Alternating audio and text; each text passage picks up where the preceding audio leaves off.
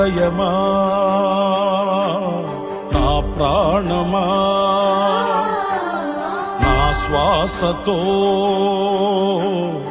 అనుబంధమా నా కొరకే నరరూపివై నా పాప భారము మోసి నా కొరకే నరరూపివై నా పాప భారము మోసి.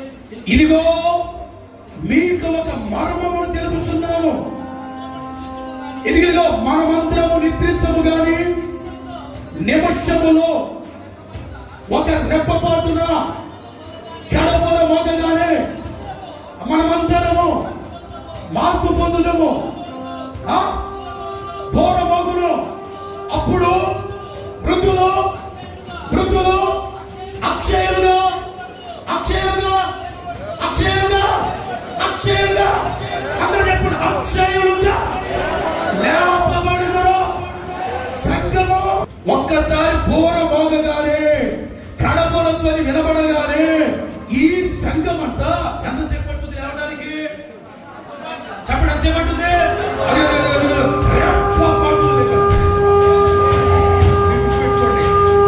యేసు ఎలాగున మరణించి తిరిగి లేచినో పలుకో. సంఘము కూడా రెప్పపాటులో బోర వినబడగానే ఎంత లేవాలి? నువ్వు ఎప్పుడు పడితే ఎప్పుడు లేవో. నాకు సమాధిలో బోరు కొట్టింది, మా ఆయన నాకు దూరం అయ్యాడు, నా పిల్లలు దూరం అయ్యాడు, యేసుప్రభు నన్ను తొందరగా పైకి లేపెట్టి లేవో. చెయ్యి లేవో. ఎప్పుడు లెగుస్తావు?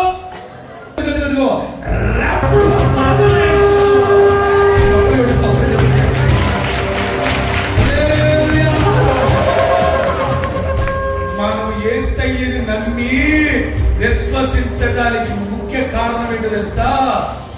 ఆ దినం వచ్చినప్పుడు, ఏ దినం? నీ తథ్యం కాదు. ఆ రోజు వచ్చిన ఏ రోజు తెలుసా? యేసయ్య మేఘాల మీదకి వచ్చి సంఘాన్ని పిలిచే రోజు. ఏ రోజు? సంఘాన్ని పిలుస్తాడు. నా వధువు సంఘమా రమ్ము రమ్ము అని 2 బోరలు వదబడతాయి. కడబోర, దేవుని బోర. రెండు స్వరాలు బోరలు వదబడతాయి. ఈ బోర శబ్దం వినబడగానే సంఘము రెప్పపాటులో పునరుత్థానముతో లేపబడును కాక. మీకు అర్థమైందా? యేసయ్య నాకేమిచ్చాడయ్యా? గుడ్ ఫ్రైడే చెప్పాడే, దేవుడు నాకు ఏమిచ్చాడు అంటే చెప్పాడు, ప్రాణం ఇచ్చాడు. ఏమిచ్చాడు నీ కోసం? ఇప్పుడు ఏమిస్తున్నాడు తెలుసా? పునరుత్థానుడు నిత్య జీవం ఇస్తున్నాడు నీకు. భూమి మీద ఆస్తుల ఐశ్వర్యాలతో బ్రతికిన వాళ్ళు లేపబడరు. క్రీస్తుని అంగీకరించి రక్తంతో కడగబడి సంఘ ఉపదేశం నడిపించబడి నీవు రెప్పపాటులో క్రీస్తు వలె లేపబడి ఆయన యొక్కకు చేరినవుగాక. ఆమేన్. ఏమిచ్చాడు ఆయన నీకు? చెప్పలేడుగా. నీవు నేను నమ్మవలసిన నిరీక్షణ, నేను మరణించాక, నేను నిద్రించాక, ఆ బోర మోతబడిన వెంటనే నేను లేపబడతా. ఏమవుతా? 12 కుటుంబాలు కలిగిన పట్టణం, దేంట్లో వాస్తులు సంచరించే పట్టణం, వేవేల దేవదూతలు నిత్యము ఆరాధించే పట్టణం. అక్కడ ఆయనే గొర్రె పిల్లలు కనబడుగాక. అక్కడ ఆకలి ఉండదు, దాహం ఉండదు, వ్యాధులు ఉండదు, కన్నీళ్ళు ఉండవు, నిత్య ఆరాధన ఉంటుంది గాక. ఈ నిరీక్షణ నన్ను సిగ్గుపరచదా? చెప్పుకోండి, ఈ నిరీక్షణతో మీరు బతకండి. దేవుడు నీకేమిస్తున్నాడు? నీ జీవము గల నిరీక్షణ ఇచ్చాడు. అబ్రాహాము దాని కోసం పరిగెత్తాడు కదా. అబ్రాహాము దేవుడు దేనికియో శిల్పియు నిర్మాణకుడే ఉన్నాడు. ఆ పునాదులు కలిగిన పట్టణము కొరకు అబ్రాహాము ఎదురు చూచు పరిగెత్తాడు. ఏముందో తెలుసా? మార్త ఎప్పుడు వంట పని చేసుకుంటుంది, ఇది తిండిపోద్దని చాలా మంది సాగు అంటారు. కాదండి. మార్త ఏమో తెలుసా? బోధకుడా, నా తమ్ముడు నిత్య జీవము కలుపునప్పుడు ఆయన లేపబడునని నాకు తెలుసు.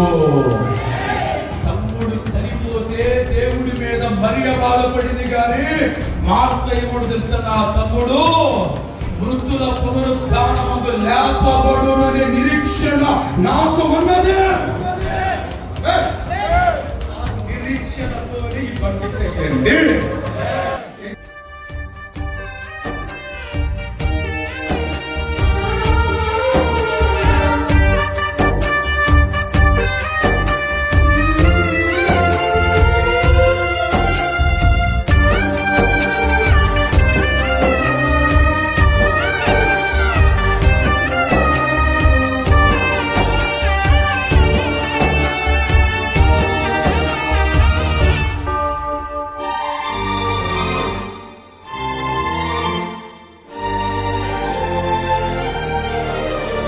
చేదు చిరకనిచ్చి నిన్ను అవమానించిరిగా, స్వార్థపరులాహమే గెలిచిన ఆ వేళ.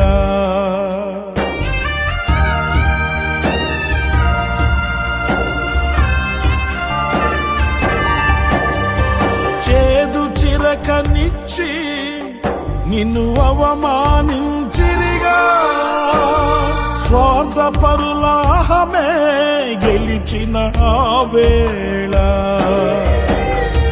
తులువలనే క్షమించెను నీ దైవత్వము, తుది శ్వాస వరకు ప్రేమించెను నీ దాతృత్వము.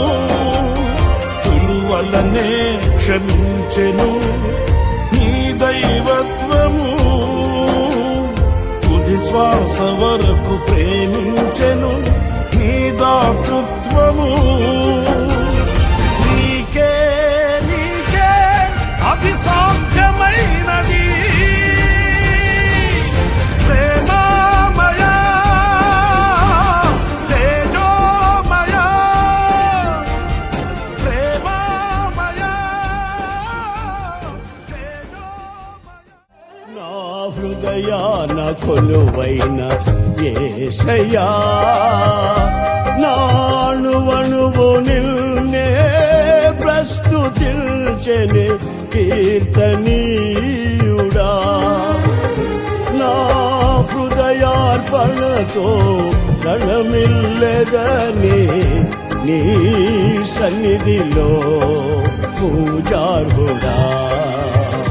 నా హృదయార్పణతో రణమిల్లెదని నీ సన్నిధిలో పూజార్హుడా.